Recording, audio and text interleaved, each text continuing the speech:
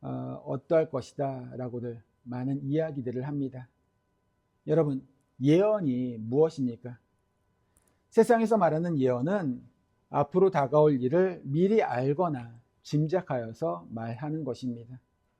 그런데 성경에서 말하고 있는 예언은 하나님께서 맡겨주신 말씀을 전하는 것입니다.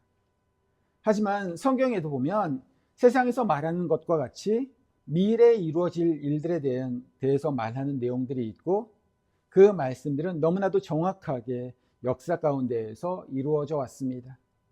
그러나 아직 이루어지지 않은 한 가지가 있습니다. 그것은 바로 예수님의 재림입니다. 흔히 재림이나 종말에 대한 설교를 하면 많은 분들의 심기가 불편해지는 것을 느끼게 됩니다. 마지막을 생각한다는 것이 부담스러운 것 같습니다. 데살로니가 전후서를 살펴보면 당시 종말에 대한 오해 때문에 현실의 삶이 엉망이 되는 모습을 볼 수가 있습니다. 종말에 대한 바른 이해가 있어야 오늘 현실을 어떻게 살아가야 하는지에 대한 답이 나오게 됩니다. 오늘 그 답을 함께 찾아보면서 함께 은혜를 나누길 원합니다. 데살로니가는 바울이 유럽으로 넘어와서 두 번째로 방문을 한 도시입니다. 빌립보를 떠난 바울은 에그나티아 가도를 통해서 데살로니가에 이르게 됩니다. 에그나티아 가도는 콘스탄티노플, 그러니까 지금의 튀르키예의 이스탄불에서 로마까지 유럽의 동과 서를 잇는 로마의 도로였습니다. 데살로니가는 이 도로의 중간에 위치하면서 마케도니아의 수도로서 교역과 상업의 중심 역할을 하던 그러한 도시였습니다. 바울은 이 도시의 회당에서 3주간의 안식일에 하나님의 말씀, 복음을 전합니다. 사도행전 17장 2절과 3절에 보시면 이렇게 기록을 하고 있습니다. 바울이 자기의 관례대로 그들에게로 들어가서 새 안식일에 성경을 가지고 강론하며 뜻을 풀어 그리스도가 해를 받고 죽은 자 가운데서 다시 살아나야 할 것을 증언하고 이르되 내가 너희에게 전하는 이 예수가 곧 그리스도라 하니.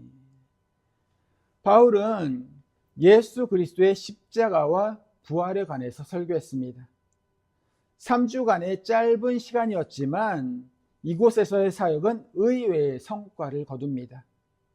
사도행전 17장 4절에 보시면 그 중에 어떤 사람, 곧 경건한 헬라인의 큰 무리와 적지 않은 귀부인도 권함을 받고 바울과 실라를 따르나 라고 기록하고, 이미 유대인 회당을 통해서 하나님을 알았던 경건한 헬라인의 많은 무리가 바울의 설교에 설득되었습니다. 그리고 당시의 귀족 부인들도 복음을 듣고 바울을 따르게 되었습니다. 3주간의 사역 후에 많은 헬라인의 무리와 상류 지도층의 부인들이 참여하는 데살로니가 교회가 탄생하게 된 것입니다. 바울은 2년 뒤에 이 교회에 편지를 보냅니다. 그것이 바로 데살로니가서입니다. 데살로니가 교회는 믿음 안에서 성장하는 교회였습니다. 이 교회에 대한 좋은 소문들이 각처에 퍼지게 되었습니다. 그런데 이 교회를 흔드는 문제가 생겼습니다. 그것은 바로 예수님의 재림에 관한 것이었습니다. 처음 세대 그리스도인들은 예수님의 재림이 그들이 살아있을 동안에 이루어질 것으로 믿었습니다. 예수님은 공생의 기간 동안 임박한 하나님의 나라에 대해서 말씀하셨습니다. 마가복음 9장 1절에 보시면 이렇게 기록하고 있습니다. 또 그들에게 이르시되 내가 진실로 너희에게 이르노니 여기 서 있는 사람 중에는 죽기 전에 하나님의 나라가 권능으로 임하는 것을 볼 자들도 있느니라 하시니라. 또 마가복음 13장 29절 30절에 보시면 이와 같이 너희가 이런 일이 일어나는 것을 보거든 인자가 가까이 곧 문 앞에 이른 줄 알라. 내가 진실로 너희에게 말하노니 이 세대가 지나가기 전에 이 일이 다 일어나리라 라고 말씀하고 있습니다. 이러한 예수님의 말씀은 예수님의 재림이 자기들이 살아있을 때 이루어질 수도 있다는 기대로 이어졌습니다. 마라나타, 주 예수여 속히 오시옵소서라는 말이 초대교회 성도들의 인사말이었습니다. 데살로니가 전서를 보시면 이 교회 성도들이 얼마나 간절하게 예수님의 재림을 기다렸는지를 알 수가 있습니다. 데살로니가 전서 1장 10절에 보시면 또 죽은 자들 가운데서 다시 살리신 그의 아들이 하늘로부터 강림하실 것을 너희가 어떻게 기다리는지를 말하니 이는 장래의 노하심에서 우리를 건지시는 예수시니라 라고 기록하고 있습니다. 여기서 강림은 헬라어로는 파루시아라고 합니다. 그리스 사회에서 이 파루시아는 왕이나 통치자의 장엄한 도착을 의미합니다. 그런데 곧 일어날 것으로 기대했던 파루시아, 예수님의 강림, 예수님의 재림은 일어나지 않았습니다. 예수님의 재림은 일어나지 않았고 데살로니가 교회의 성도들은 동료 신자들의 죽음을 계속해서 목격해야 했습니다. 그들은 점점 더 불안해지기 시작했습니다. 파루시아, 예수님의 재림은 과연 올 것인가?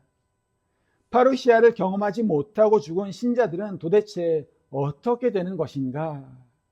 그들은 질문을 제기하기 시작했습니다. 바울이 이 질문에 답을 줍니다. 데살로니가 전서 4장 13절부터 17절의 말씀입니다. 우리 프린트물에 있는데 우리 함께 보시겠습니다. 데살로니가 전서 4장 13절부터 17절 말씀입니다. 함께 보십니다. 형제들아, 자는 자들에 관하여는 너희가 알지 못함을 우리가 원하지 아니하노니 이는 소망 없는 다른 이와 같이 슬퍼하지 않게 하려 함이라. 우리가 예수께서 죽으셨다가 다시 살아나심을 믿을진대 이와 같이 예수 안에서 자는 자들도 하나님이 그와 함께 데리고 오시리라. 우리가 주의 말씀으로 너희에게 이것을 말하노니 주께서 강림하실 때까지 우리 살아남아 있는 자도 자는 자보다 결코 앞서지 못하리라. 주께서 호령과 천사장의 소리와 하나님의 나팔 소리로 친히 하늘로부터 강림하시리니 그리스도 안에서 죽은 자들이 먼저 일어나고 그 후에 공중에서 주를 영접하게 하시리니 주와 함께 있으리라. 아멘. 바울은 예수를 믿다 죽은 자들은 부활하여서 주님의 강림을 경험한다고 말하고 있습니다. 예수께서 죽으셨다가 다시 살아나심을 믿을진대 이와 같이 예수 안에서 자는 자들도 하나님이 그와 함께 데리고 오시리라. 여러분, 여러분에게는 이 믿음이 있으십니까? 여러분이 눈을 감게 되는 시점에 이 소망 때문에 편히 눈을 감으실 수 있으시겠습니까? 고린도전서 15장 16절부터 20절에서 바울은 이렇게 말합니다. 우리 다시 한번 함께 보시겠습니다. 고린도전서 15장 16절부터 20절입니다. 만일 죽은 자가 다시 살아나는 일이 없으면 그리스도도 다시 살아나신 일이 없었을 터이요.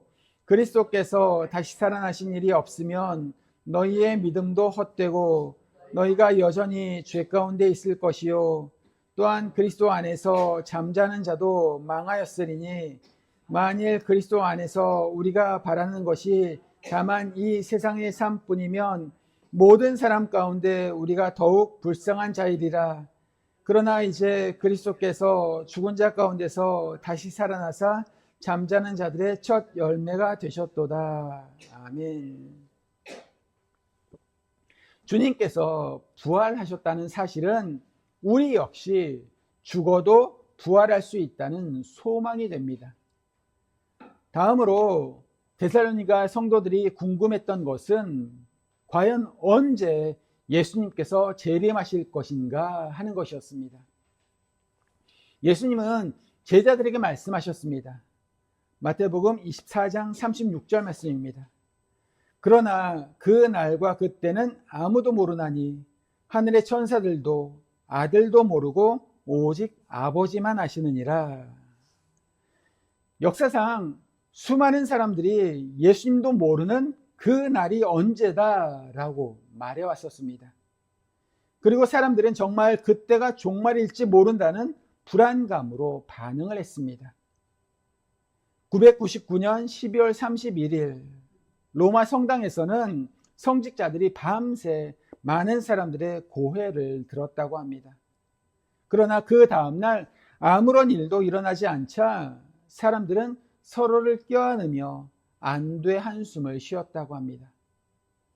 1992년, 1999년, 그리고 2000년, 그리고 2012년도에도 이러한 류의 종말론들이 있었습니다. 이러한 종말에 관한 예측들이 빗나갈 때마다 예수님의 재림에 대한 세상의 관심은 점점 더 식어가게 됩니다.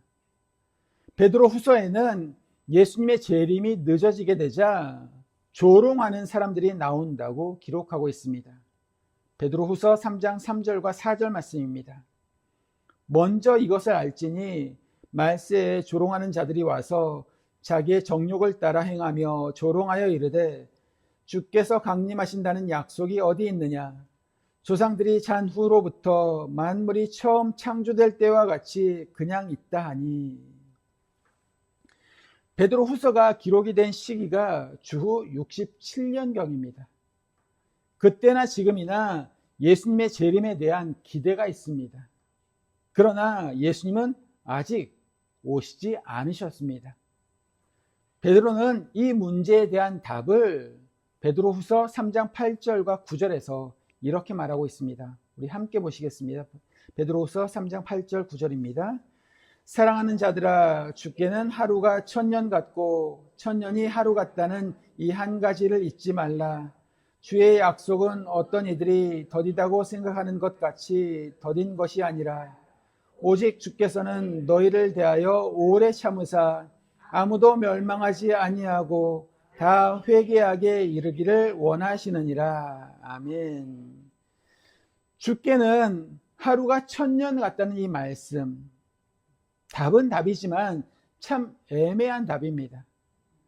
하나님은 왜 재림의 정확한 시기를 비밀로 남겨두셨을까요? 예수님은 2000년이 지난 이 시점에도 오시지 않고 계신데 왜 1세기 초대교회 성도들은 자신들의 당대에 예수님께서 재림하실 것이라는 희망을, 그 소망을 가지고 있었을까요? 그리고 왜 역사 속에서 예수님의 재림이 자신들의 세대 가운데 이루어질 것이라는 그 희망은 사라지지 않는 것일까요? 그것은 영적으로 늘 깨어 살게 하기 위한 하나님의 지혜라고 생각합니다. 재림의 정확한 시간을 우리가 안다면 어떻게 될까요? 놀 거 다 놀고 하고 싶은 거 다 하고 그 시간에 맞추어서 집중적으로 회개하는 사람들이 많이 나타날 것입니다. 아니면 재림 자체가 목적이 되어서 세상 도피적인 그러한 신앙생활을 할 수도 있을 것입니다. 실제로 데살로니가 교회에도 그러한 문제가 있었습니다. 재림만을 기다리면서 아무런 일도 하지 않는 그룹들이 생겨난 것입니다. 그리고 교회는 그들의 생계까지 챙겨야 하는 일이 발생하게 되었습니다. 재림 신앙이 다른 사람들에게 민폐를 끼치는 신앙이 된 것입니다. 바울은 때와 시기에 대한 답을 제시합니다. 오늘 본문 5장 1절부터 3절 말씀입니다. 우리 함께 보시겠습니다. 형제들아, 때와 시기에 관하여는 너희에게 쓸 것이 없음은 주의 날이 밤에 도둑같이 이를 줄을 너희 자신이 자세히 알기 때문이라. 그들이 평안하다 안전하다 할 그때에 임신한 여자에게 해산의 고통이 이름과 같이 멸망이 갑자기 그들에게 이르리니 결코 피하지 못하리라. 바울의 답은 예수님의 가르침을 참조한 것 같습니다. 예수님은 노아의 때와 같이 재림이 갑작스럽게 임할 것이라고 말씀하셨습니다. 마태복음 24장 37절부터 39절에 이렇게 기록하고 있습니다. 노아의 때와 같이 인자의 임함도 그러하리라. 홍수 전에 노아가 방주에 들어가던 날까지 사람들이 먹고 마시고 장가들고 시집가고 있으면서 홍수가 나서 그들을 다 멸하기까지 깨닫지 못하였으니 인자의 임함도 이와 같으리라. 또 마태복음 24장 42절부터 44절에 보시면 그러므로 깨어있으라. 어느 날에 너희 주가 임할는지 너희가 알지 못함이니라. 너희도 아는 바니 만일 집 주인이 도둑이 어느 시각에 올 줄을 알았더라면 깨어있어 그 집을 뚫지 못하게 하였으리라. 이러므로 너희도 준비하고 있으라. 생각하지 않은 때에 인자가 오리라 말씀하고 있습니다. 먹고 마시고 장가들고 시집가는 것이 잘못된 것은 물론 아닙니다. 그러나 재림에 대한 기대와 준비 없이 지극히 현실적인 삶에만, 현실의 삶에만 충실한 것은 결국에는 망하는 길이라는 것입니다. 그렇다면 우리는 어떻게 살아야 하는 것입니까? 어떻게 사는 것이 재림을 준비하는 최선의 삶입니까?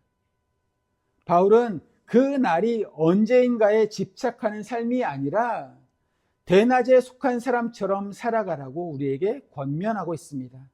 오늘 본문 4절부터 6절 말씀입니다. 함께 보시겠습니다. 형제들아, 너희는 어두움에 있지 아니하매 그 날이 도둑같이 너희에게 임하지 못하리니 너희는 다 빛의 아들이요 낮의 아들이라. 우리가 밤이나 어둠에 속하지 아니하나니 그러므로 우리는 다른 이들과 같이 자지 말고 오직 깨어 정신을 차리자. 아멘. 우리는 언제 주님께서 우리를 부르실지 아무도 모르는 사람들입니다. 언제 죽을지 모르기에 우리는 죽기 전에 주님을 맞이할 준비를 항상 하고 있어야 하는 것입니다. 게르하르트 로핑크라고 하는 신학자는 이렇게 말했습니다. 파루시아, 즉 강림은 오직 죽음을 통과한 사람이 하나님 앞에 출현하는 방식으로 일어난다라고 말합니다. 그에 의하면 인간은 죽음 속에서 자신의 종말과 세계의 종말을 경험합니다. 그러한 의미에서 모든 인간은 마지막 시간 가운데에서 살아가고 있는 것입니다. 죽음과 동시에 장차 하나님의 심판대 앞에 서는 존재가 되는 것입니다. 죽음과 함께 파루시아가 갑자기 일어나는 것입니다. 그래서 우리는 항상 깨어 있어야만 합니다. 바울은 오늘 본문 7절과 8절에서 이렇게 권면합니다. 자는 자들은 밤에 자고 취하는 자들은 밤에 취하되 우리는 낮에 속하였으니 정신을 차리고 믿음과 사랑의 호심경을 붙이고 구원의 소망의 투구를 쓰자. 바울은 깨어있기 위해 믿음과 사랑과 소망으로 무장할 것을 우리에게 촉구하고 있습니다.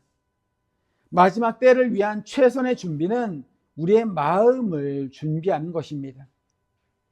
독일에서 태어나서 평생을 주님을 위해서 헌신했던 바실레아 슐링크라는 사람은 우리가 깨어있게 하기 위한 최선의 길을 제시하고 있습니다.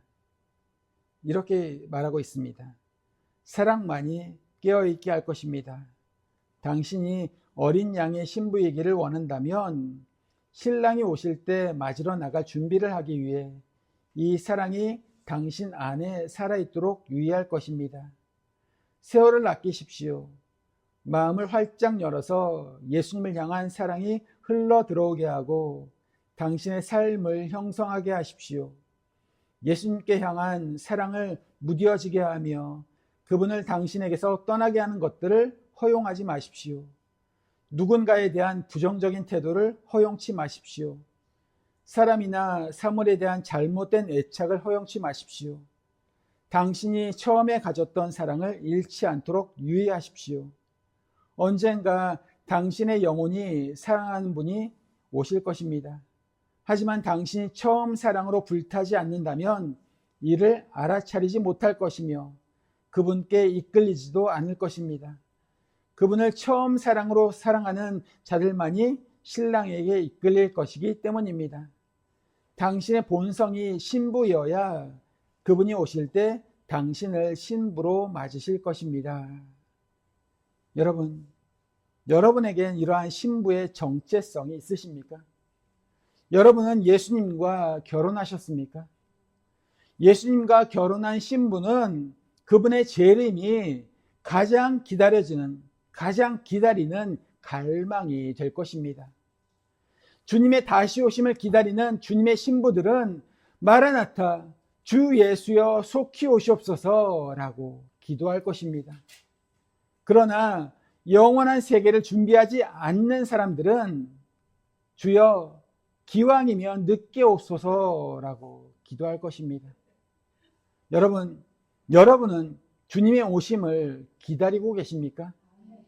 예수님은 이미 십자가에서 죄인인 우리들을 위해서 심판받는 자리에 서셨던 분이십니다. 그분은 원수된 것을 십자가로 소멸하신 분이십니다. 그리고 십자가의 피로 만물과의 화해를 선포하셨습니다. 그분은 그가 시작하신 사랑의 완성을 위해서 다시금 이 땅에 오실 것입니다. 바울은 오늘 본문 9절과 10절에서 다음과 같이 말합니다. 우리 9절과 10절 말씀 다시 한번 보시겠습니다. 하나님이 우리를 세우심은 노하심에 이르게 하심이 아니요 오직 우리 주 예수 그리스도로 말미암아 구원을 얻게 하신 것이라. 예수께서 우리를 위하여 죽으사 우리로 하여금 깨어 있든지 자든지 자기와 함께 살게 하려 하셨느니라. 아멘. 사실 예수님을 믿는 성도들에게 있어서 중요한 것은 언제 주님이 이 땅에 오시느냐 하는 그것보다 지금 내가 예수님과 주님과 동행하고 있느냐 하는 것입니다.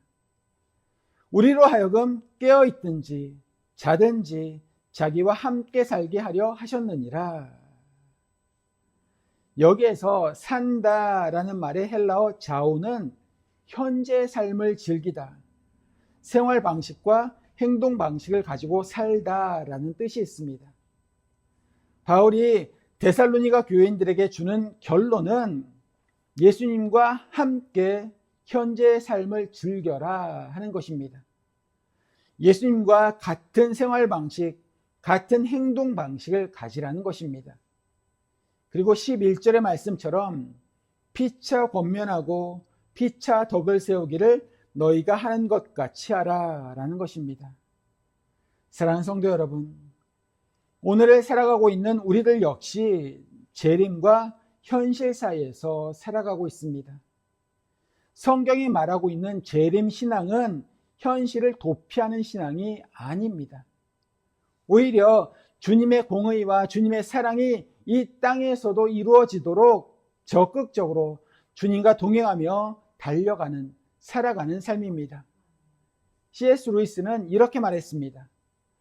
천국에서의 삶이 준비되지 않은 사람은 지상에서의 삶을 위한 준비도 되어 있지 않다.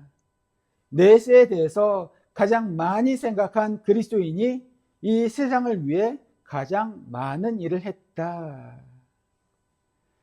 주님의 오심을 가장 기대하는 사람은 이 땅에서 하나님의 나라가 이루어지도록, 내 삶의 자리 가운데에서 하나님의 나라가 이루어지도록 최선을 다해서 살아가는 사람입니다. 바라기는 2026년 한 해, 아니 우리의 평생토록 우리의 삶과 이 땅 가운데 영광스러운 주님의 파루시아, 주님의 강림이 이루어지도록 주님과 함께 동행하며 달려나가는 성도님들 다 되시기를 주님의 이름으로 축원합니다. 기도하시겠습니다.